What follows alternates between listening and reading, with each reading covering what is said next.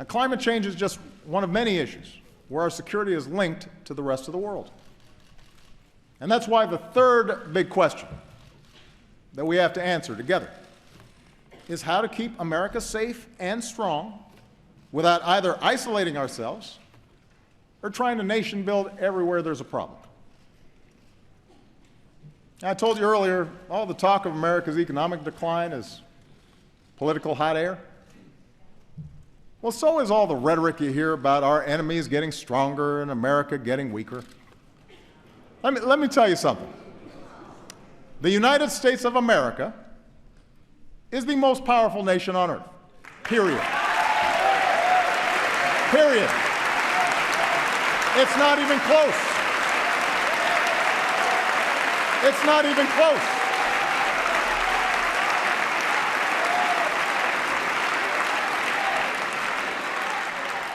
It's not even close. We spend more on our military than the next 8 nations combined. Our troops are the finest fighting force in the history of the world.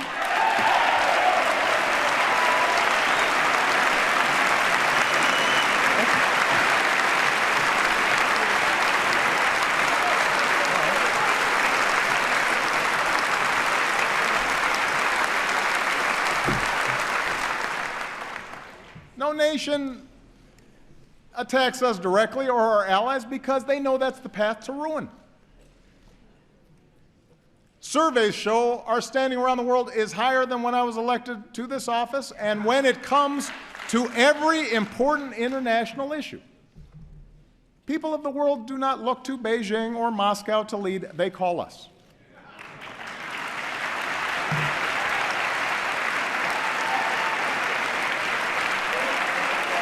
So,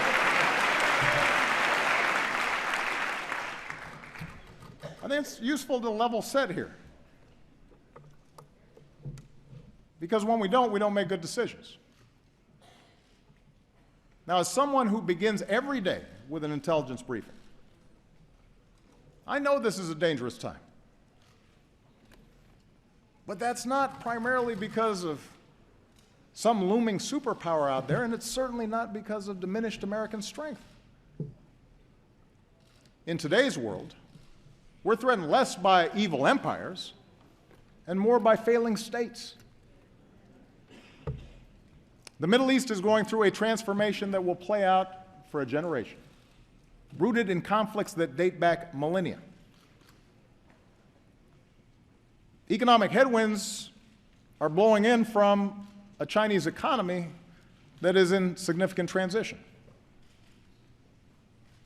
Even as their economy severely contracts, Russia is pouring resources in to prop up Ukraine and Syria, client states that they saw slipping away from their orbit.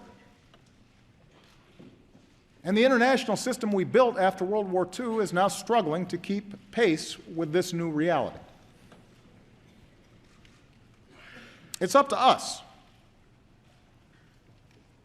the United States of America, to help remake that system. And to do that well, it means that we've got to set priorities. Priority number 1 is protecting the American people and going after terrorist networks.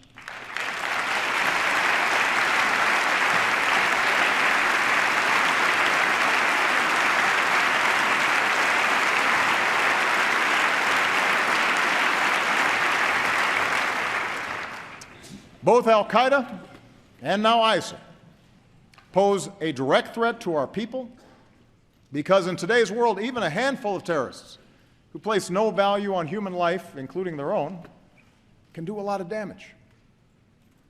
They use the internet to poison the minds of individuals inside our country.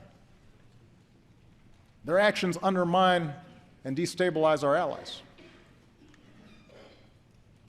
We have to take them out. But as we focus on destroying ISIL, over-the-top claims that this is World War III just play into their hands. Masses of fighters on the back of pickup trucks, twisted souls plotting in apartments or garages, They pose an enormous danger to civilians. They have to be stopped. But they do not threaten our national existence. That is the story ISIL wants to tell. That's the kind of propaganda they use to recruit. We don't need to build them up to show that we're serious. And we sure don't need to push away vital allies in this fight by echoing the lie that ISIL is somehow representative of one of the world's largest religions.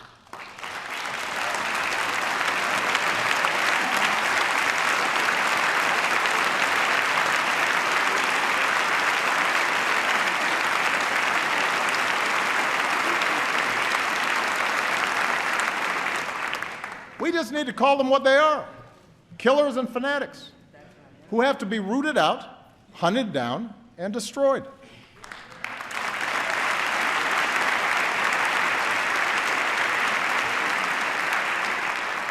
And that's exactly what we're doing. For more than a year, America has led a coalition of more than 60 countries to cut off ISIL's financing, disrupt their plots, stop the flow of terrorist fighters, and stamp out their vicious ideology. With nearly 10,000 airstrikes, we're taking out their leadership, their oil, their training camps, their weapons. We're training, arming, and supporting forces who are steadily reclaiming territory in Iraq and Syria.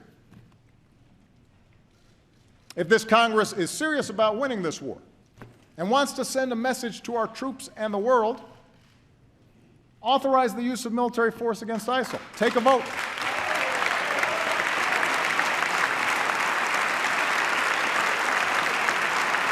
Take a vote.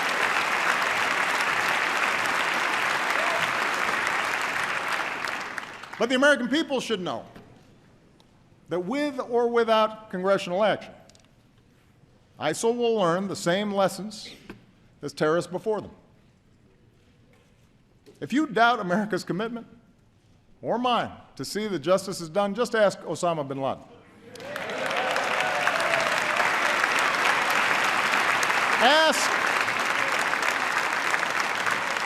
Ask the leader of al-Qaeda in Yemen, who was taken out last year, or the perpetrator of the Benghazi attacks, who sits in a prison cell. When you come after Americans, we go after you. And it may take time, but we have long memories, and our reach has no limits.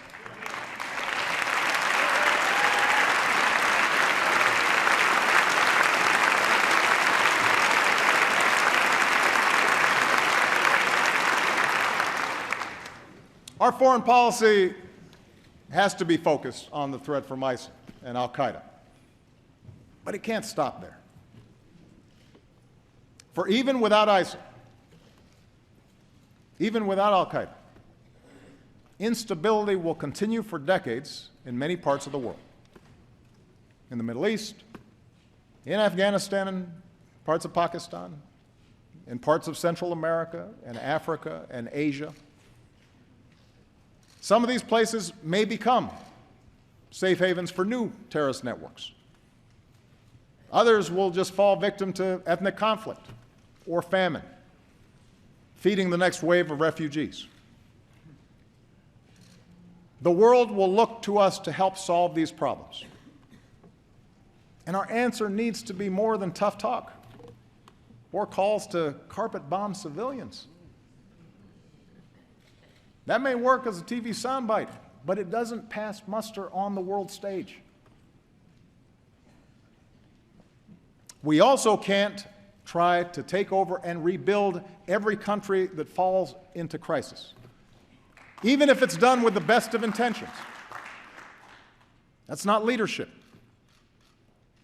That's a recipe for quagmire, spilling American blood and treasure that ultimately will weaken us. It's the lesson of Vietnam. It's the lesson of Iraq, and we should have learned it by now.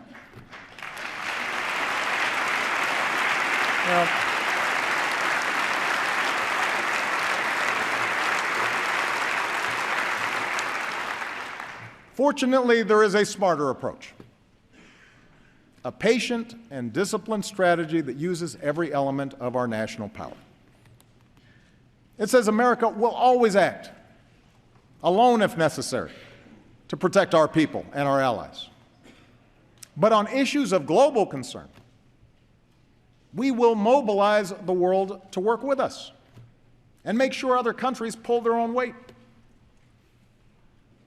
That's our approach to conflicts like Syria, where we're partnering with local forces and leading international efforts to help that broken society pursue a lasting peace. That's why we built a global coalition with sanctions and principled diplomacy to prevent a nuclear-armed Iran. And as we speak, Iran has rolled back its nuclear program, shipped out its uranium stockpile, and the world has avoided another war.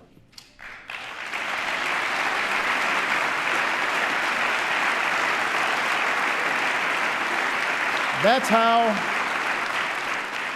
we stopped the spread of Ebola in West Africa.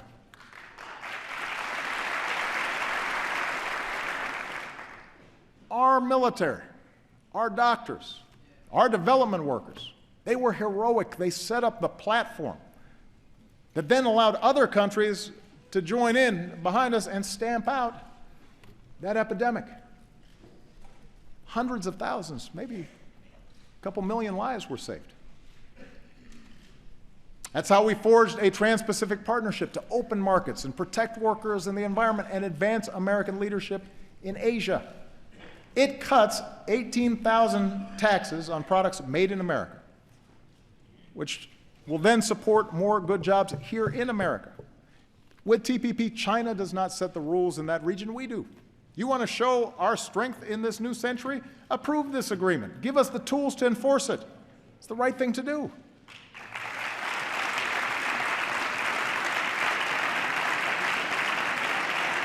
Let me give you another example. 50 years of isolating Cuba had failed to promote democracy. It set us back in Latin America. That's why we restored diplomatic relations, opened the door to travel and commerce, positioned ourselves to improve the lives of the Cuban people.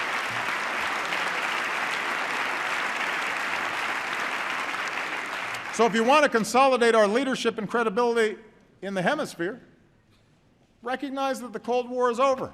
Lift the embargo.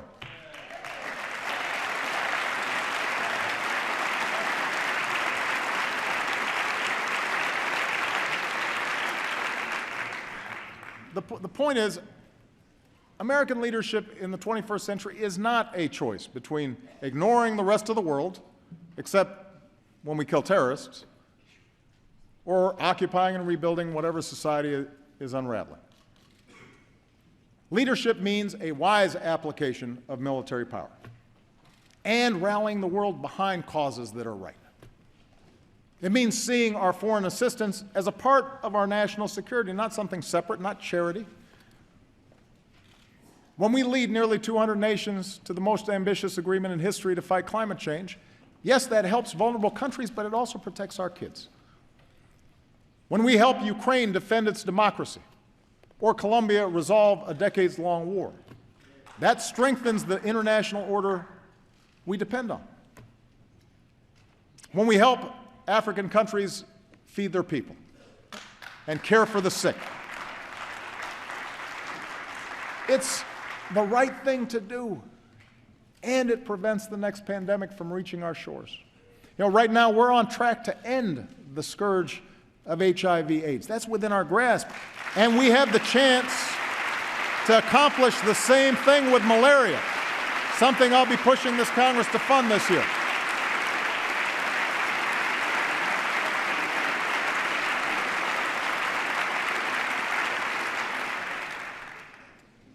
That's American strength.